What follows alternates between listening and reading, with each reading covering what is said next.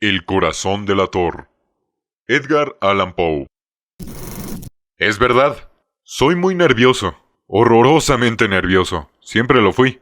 Pero, ¿por qué pretendes que esté loco?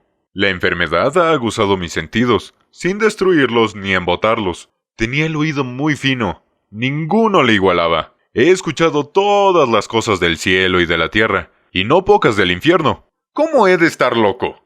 Atención, ahora verás con qué sano juicio y con qué calma puedo referirles toda la historia. Me es imposible decir cómo se me ocurrió primeramente la idea, pero una vez concebida, no pude desecharla ni de noche ni de día. No me proponía objeto alguno ni me dejaba llevar de una pasión. Amaba al buen anciano, pues jamás me había hecho algún daño, ni menos insultado. No envidiaba su oro, pero tenía en sí algo desagradable. Era uno de sus ojos. Sí, eso era. Se asemejaba al de un buitre y tenía el color azul pálido. Cada vez que ese ojo fijaba en mí su mirada, se me helaba la sangre en las venas.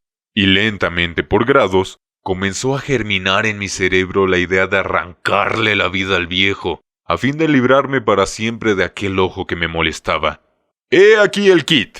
Me crees loco, pero advertir que los locos no razonan. Si hubieras visto con qué buen juicio procedí, con qué tacto y previsión, y con qué disimulo puse manos a la obra, nunca había sido tan amable con el viejo como durante la semana que procedió al asesinato. Todas las noches, a eso de las 12, levantaba el picaporte de la puerta y la abría, pero muy suavemente, y cuando quedaba bastante espacio para pasar la cabeza, introducía una linterna sorda bien cerrada, para que no filtrase ninguna luz, y alargaba el cuello.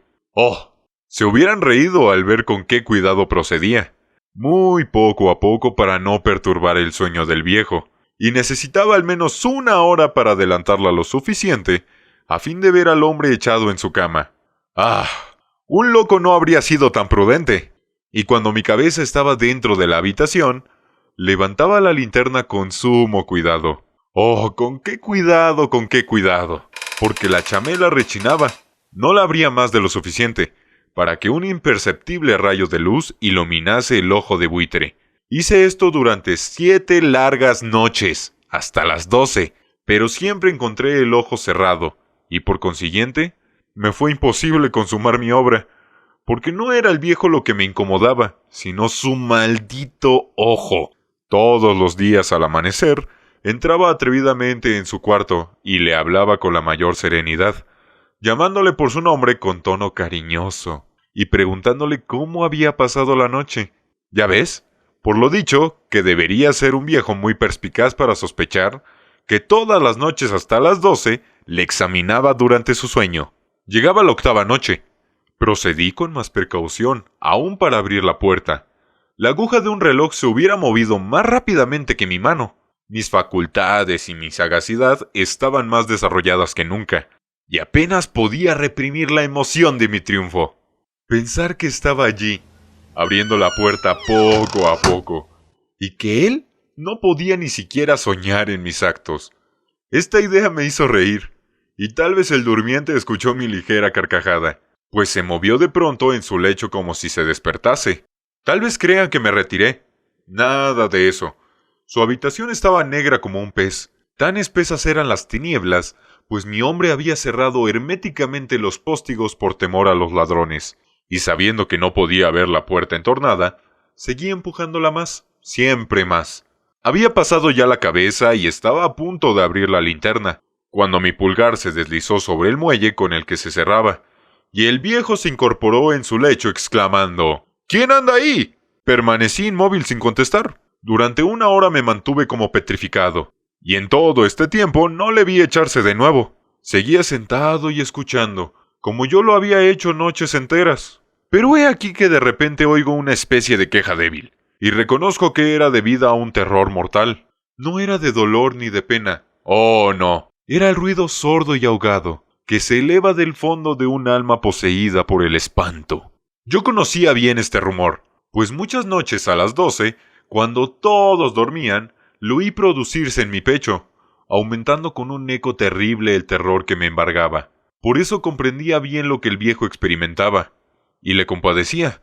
Aunque la risa entreabriese mis labios, no se me ocultaba que se había mantenido despierto desde el primer ruido. Cuando se resolvió en el lecho, sus temores se acrecentaron, y sin duda quiso persuadirse que no había causa para ello, mas no pudo conseguirlo. Sin duda pensó, eso no será más que el viento de la chimenea, o de un ratón que corre, o algún grillo que canta. El hombre se esforzó para confirmarse en estas hipótesis, pero todo fue inútil.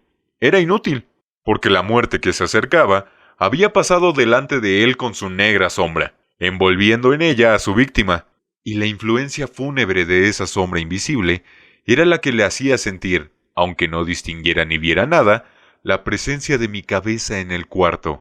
Después de esperar largo tiempo con mucha paciencia sin oírle echarse de nuevo, resolví entreabrir un poco la linterna, pero tan poco, que casi no era nada. La abrí tan cautelosamente que más no podía hacer, hasta que al fin, un solo rayo pálido como un hilo de araña, saliendo de la abertura se proyectó en el ojo de buitre. Estaba abierto, muy abierto, y no me enfurecí apenas lo miré. Le vi con la mayor claridad, todo entero, con su color azul opaco, y cubierto con una especie de velo hediondo, que heló mi sangre hasta la médula de los huesos. Pero esto era lo único que veía de la cara o de la persona del anciano, pues había dirigido el rayo de luz, como por instinto, hacia el maldito ojo. ¿No les he dicho ya que lo que toman por locura no es sino un refinamiento de los sentidos? En aquel momento un ruido sordo, ahogado y frecuente, semejante al que produce un reloj envuelto en algodón, hirió mis oídos. Aquel rumor, lo reconocí al punto, era el latido del corazón del anciano, y aumentó mi cólera, así como el redoble del tambor sobreexcita el valor del soldado. Pero me contuve, y permanecí inmóvil, sin respirar apenas, y esforzándome en iluminar el ojo con el rayo de luz. Al mismo tiempo el corazón latía con mayor violencia, cada vez más precipitadamente y con más ruido. El terror del anciano debía ser indecible, pues aquel latido se producía con redoblada fuerza cada minuto. ¿Me escuchan atentos? Ya te he dicho que yo era nervioso, y lo soy en efecto. En medio del silencio de la noche, un silencio tan imponente como el de aquella antigua casa, aquel ruido extraño me produjo un terror indecible. Por espacio de algunos minutos me contuve aún, permaneciendo tranquilo, pero el latido subía de punto a cada instante, hasta que creí que el corazón iba a estallar, y de pronto me sobrecogió una nueva angustia. Algún vecino podría oír el rumor. Había llegado la última hora del viejo. Profiriendo un alarido, abrí bruscamente la linterna y me introduje en la habitación. El buen hombre solo dejó escapar un grito. Solo uno. En un instante le arrojé en el suelo, reí de contento al ver mi tarea tan adelantada, aunque esta vez ya no me atormentaba, pues no se podía oír a través de la pared. Al fin cesó la palpitación porque el viejo había muerto. Levanté las ropas y examiné el cadáver. Estaba rígido, completamente rígido. Apoyé mi mano sobre el corazón y la tuve aplicada algunos minutos. No se oía ningún latido. El hombre había dejado de existir, y su ojo desde entonces ya no me atormentaría más. Si persisten en tomarme por loco, esa creencia se desvanecerá cuando les diga qué precauciones adopté para ocultar el cadáver. La noche avanzaba y comencé a trabajar activamente, aunque en silencio. Corté la cabeza, después los brazos y por último las piernas. Enseguida arranqué 3 tablas del suelo de la habitación. Deposité los restos mutilados en los espacios huecos y volví a colocar las tablas con tanta habilidad y destreza que ningún ojo humano, ni aun el suyo, hubiera podido descubrir nada de particular. No era necesario lavar mancha alguna, gracias a la prudencia con la que procedía. Un barreno la había absorbido toda. Terminada la operación, a eso de las 4 de la madrugada, aún estaba tan oscuro como a medianoche. Cuando el reloj señaló la hora, llamaron a la puerta de la calle, y yo bajé con la mayor calma para abrir, pues, ¿qué podía temer ya? 3 hombres entraron anunciándose cortésmente como oficiales de policía. Un vecino había escuchado un grito durante la noche. Eso bastó para despertar sospechas. Se envió un aviso a las oficinas de la policía, y los señores oficiales se presentaron para reconocer el local. Yo sonreí, porque nada debía temer. y recibiendo cortésmente a aquellos caballeros, les dije que era yo quien había gritado en medio de mi sueño. Añadí que el viejo estaba de viaje, y conduje a los oficiales por toda la casa, invitándoles a buscar, a registrar perfectamente. Al fin entré en su habitación, y mostré sus tesoros, completamente seguros y en el mejor orden. En el entusiasmo de mi confianza, ofrecí sillas a los visitantes para que descansaran un poco, mientras que yo, con la loca audacia de mi triunfo completo, coloqué la mía en el sitio mismo donde yacía el cadáver de la víctima. Los oficiales quedaron satisfechos y, convencidos por mis modales, yo estaba muy tranquilo. Se sentaron y hablaron de cosas familiares a las que contesté alegremente, mas al poco tiempo sentí que palidecía, y ansié la marcha de aquellos hombres. Me dolía la cabeza. Me parecía que mis oídos zumbaban, pero los oficiales continuaban sentados, hablando sin cesar. El zumbido se pronunció más. Persistiendo con mayor fuerza, me puse a charlar sin tregua para librarme de aquella sensación, pero todo fue inútil, y al final descubrí que el rumor no se producía en mis oídos. Sin duda palidecí mucho, pero hablaba todavía con más viveza, alzando la voz, lo cual no impedía que el sonido fuera en aumento. ¿Qué podía hacer yo? Era un rumor sordo, ahogado, frecuente, muy análogo al que produciría un reloj envuelto en algodón. Respiré fatigosamente. Los oficiales no oían aún. Entonces hablé más aprisa, con mayor vehemencia, pero el ruido aumentaba sin cesar. Me levanté y comencé a discutir sobre cosas sin sentido, en un diapasón muy alto, y gesticulando vivamente. Mas el ruido crecía. ¿Por qué no querían irse aquellos hombres? Aparentando que me exasperaban sus observaciones, di varias vueltas de un lado a otro de la habitación. Mas el rumor iba en aumento. ¡Dios mío! ¿Qué podía hacer? La cólera me cegaba. Comencé a renegar. Agité la silla donde me había sentado, haciéndola rechinar sobre el suelo, pero el ruido dominaba siempre de una manera muy marcada, y los oficiales seguían hablando, bromeaban y sonreían.